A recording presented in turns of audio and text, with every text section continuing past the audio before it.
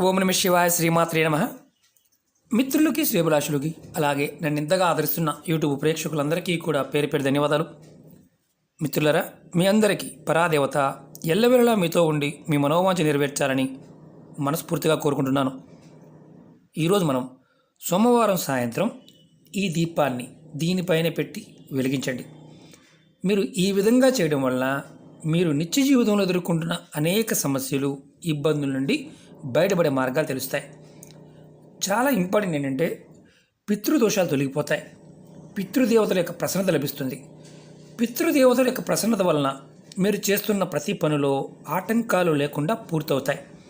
ఈ ఉపాయాన్ని ఆడవారైనా మగవారైనా చేయవచ్చు. ఆడవారు నెలసరి సమయంలో మాత్రం పొరపాటున చేయవద్దు. ఈ ఉపాయాన్ని సోమవారం సాయంత్రం 6 నుండి 9 గంటల మధ్య ప్రాంతంలో చేయాలి.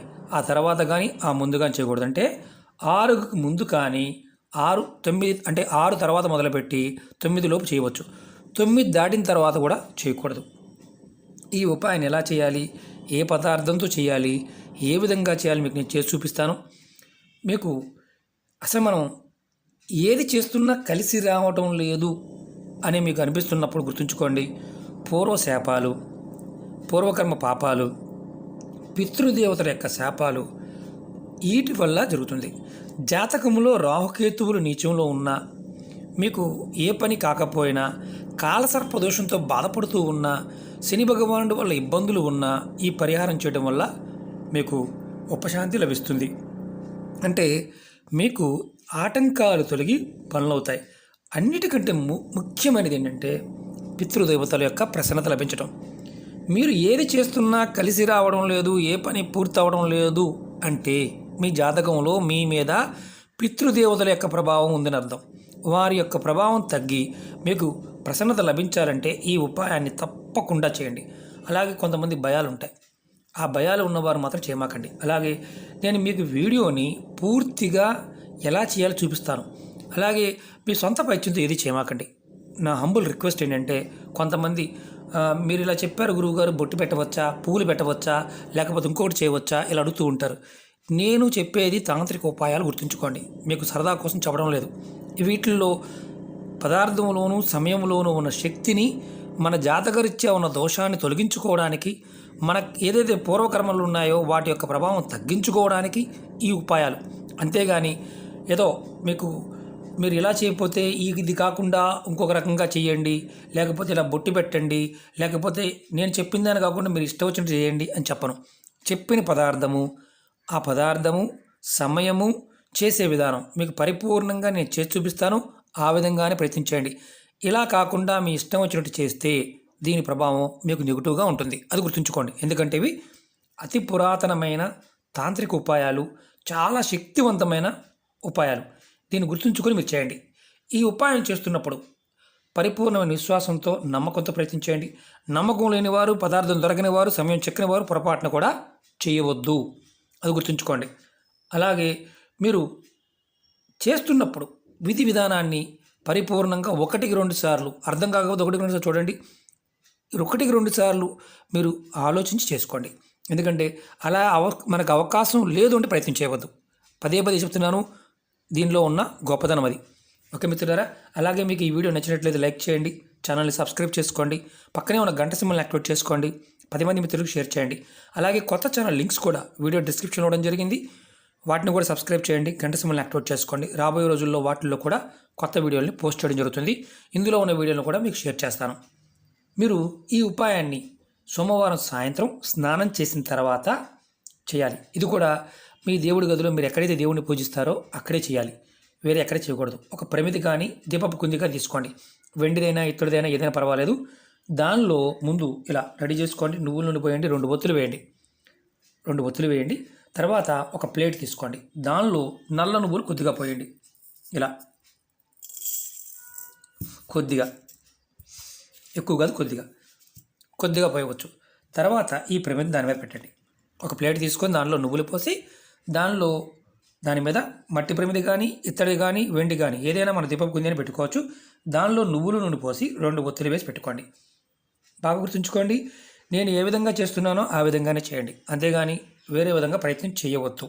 తర్వాత ఈ ప్రమిదికి ఏదైతే మనం ప్రమిది పెట్టాం కదా, ప్రమిదికి కొద్దిగా గంధాన్ని తడిపి బొట్టుగా పెట్టండి. ఇలా ఇలా బొట్టుగా పెట్టండి. కొద్దిగా బొట్టుగా, ఒకటే బొట్టు మనం వెలిగించేదానికి ఆపోజిట్ బొట్టుగా పెట్టండి. వెనక పక్కన ఇలా గంధం తడిపి మంచి గంధం పెట్టండి. తర్వాత మీరు బొట్టి పెట్టిన తర్వాత మీరు ఎదుర్కొంటున్న సమస్యలు, ఇబ్బందులు బయటపడాలని, అలాగే పితృదోషాలు ఉంటే తొలగిపోయి పితృదేవతల యొక్క ఆశీర్వాదం మీకు లభించాలని మనసులో కోరుకొని ఈ దీపాన్ని వెలిగించండి. ముందు కోరుకోవాలి, కోరుకోకుండా వెలిగించకూడదు. కోరుకున్న తర్వాత దీపాన్ని వెలిగించండి. చూపిస్తాను.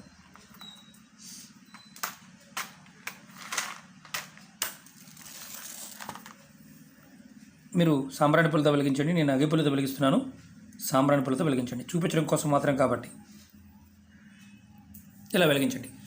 ఇప్పుడు చాలా ఇంపార్టెంట్ ఏంటంటే, ఈ దీపం మీరు దేవుడి ముందు పెట్టినప్పుడు దీపపు ముఖం ఏదైతే ఈ వెలుగుతుందో ఇది తూర్పు వైపుకు ఉండాలి. తర్వాత గుర్తుంచుకోండి, ఇది తూర్పు వైపుకే ఉండాలి, వెలుగు తూర్పు వైపుకే ఉండాలి. తర్వాత మీరు మీ ఇష్టదైవాన్ని మనసులో తలుచుకొని నమస్కారం చేసుకోండి. మీ ఇష్టదైవం ఎవరినైనా సరే మీ ఇష్టదైవాన్ని తలుచుకొని నమస్కారం చేసుకోండి. ఆ రోజు మీరు ఏదైతే చేశారో ఆ రోజు సాయంత్రం స్నానం చేసిన తర్వాత మాత్రమే చేయాలి, స్నానం చేయకుండా చేయకూడదు. ఇది కార్యక్రమం పూర్తి అయిపోయింది. ఇలాగ పెట్టించాం దేవుడి ముందు. తర్వాత రెండవ రోజు అంటే మంగళవారం ఉదయం మీరు ఏదైతే ఈ ప్లేట్లో పెట్టిన ఒత్తులు ఉన్నాయో, ఒత్తులు మామూలు మీరు డస్ట్బిన్లో పడేయండి. ఏదైతే నువ్వులు ఉన్నాయో ఈ నువ్వుల్ని ఏదైనా మొక్క మొదల్లో వేయండి. మీరు ఈ ఉపాయాన్ని 5 సోమవారాలు చేయండి. మధ్యలో సోమవారం నాడు ఎవరికైనా ఆడవారికి నెలసరి వస్తే ఆ సోమవారం ఆపేయండి, కంటిన్యూ చేయండి. అలాగే మీరు ఇప్పుడు ఒక అనుమానం వస్తుంది, గురువుగారు నేను ఈ ఊరిలో ఈరోజు ఈ ఊరిలో ఉన్నాను, మరి రేపొద్దున వేరే ఊరు క్యాంపుకి వెళ్ళవలసి వచ్చింది, మరి అక్కడ చేయవచ్చా? ఎక్కడైనా చేయవచ్చు. మీరు పూజ చేసే మందిరం ఉన్నప్పుడు పూజ ఎక్కడైతే చేస్తారో అక్కడ మాత్రమే చేయాలి. మీరు అత్తగారింటికి వెళ్ళారు, అక్కడ కూడా చేయవచ్చు. అన్నదమ్ముల ఇంటికి వెళ్ళారు, అక్కడ కూడా చేయవచ్చు. కానీ మీరు కంపల్సరీగా ఇదే విధంగా చేయాలి. అంతేగాని మీరు కుదరలేదండి, నెక్స్ట్ వారం నాకు కుదరలేదు, ఊరు వెళ్ళవలసి వచ్చిందంటే ఊరు వెళ్ళవలసి వచ్చినా సరే అక్కడ చేయగలిగే అవకాశం ఉంటేనే చేయండి. లేదంటే మళ్ళీ మొదలుపెట్టి 5 సోమవారాలు చేయండి. సోమవారం సాయంత్రం 6 నుండి రాత్రి 9 గంటల లోపు మాత్రమే చేయండి. ఇది గుర్తుంచుకోండి, పక్కాగా పాటించాలి. ఏదైతే పదార్థం చెప్పానో, ఏదైతే విధానం చెప్పానో తూచా తప్పకుండా అలాగే చేయండి. అంతేగాని నాకు చుట్టూ బొట్లు పెడతాను గురువుగారు, పూలు పెడతాను గురువుగారు, ఏమీ చేయవద్దు. గంధము ఏదైతే మనం వెలిగిస్తున్నామో దాని ఆపోజిట్లో తడిపి బొట్టుగా పెట్టండి. అంతేగాని వేరే చేయవద్దు. నల్ల నువ్వులు అంటే భయం గురువుగారు, మేము మాకు భయం కాబట్టి మేము చేయలేము అనుకునేవారు చేయమాకండి. భయపడేవారు పొరపాటున చేయవద్దు. మీ సమస్యలు ఏదైతే ఉన్నాయో ఆటంకాలు తొలగిపోయి పితృదేవతలకు ప్రసన్నత లభిస్తే సర్వకార్యాలు యందు అంటే అన్ని పనులు నిరాఘంటంగా పూర్తవుతాయి. అంటే ఆటంకాలు లేకుండా పూర్తవుతాయి, ఇబ్బందులు తొలగిపోతాయి, దోషాలు తగ్గుతాయి. మీరు ఏది అనుకుంటుంది జరగడానికి మార్గాలు తెలుస్తాయి. ఇది గుర్తుంచుకోండి. ప్రయత్నపూర్వకంగా చేయండి, ఫలితాన్ని ఖచ్చితంగా పొందుతారు. ఓకే మిత్రులారా, మీకు ఈ వీడియో నచ్చినట్లయితే లైక్ చేయండి, ఛానల్ని సబ్స్క్రైబ్ చేసుకోండి, పక్కనే ఉన్న గంట సింబల్ని యాక్టివేట్ చేసుకోండి, 10 మంది మిత్రులకి షేర్ చేయండి. ఓం నమః శివాయ, శ్రీమాత్రే నమః.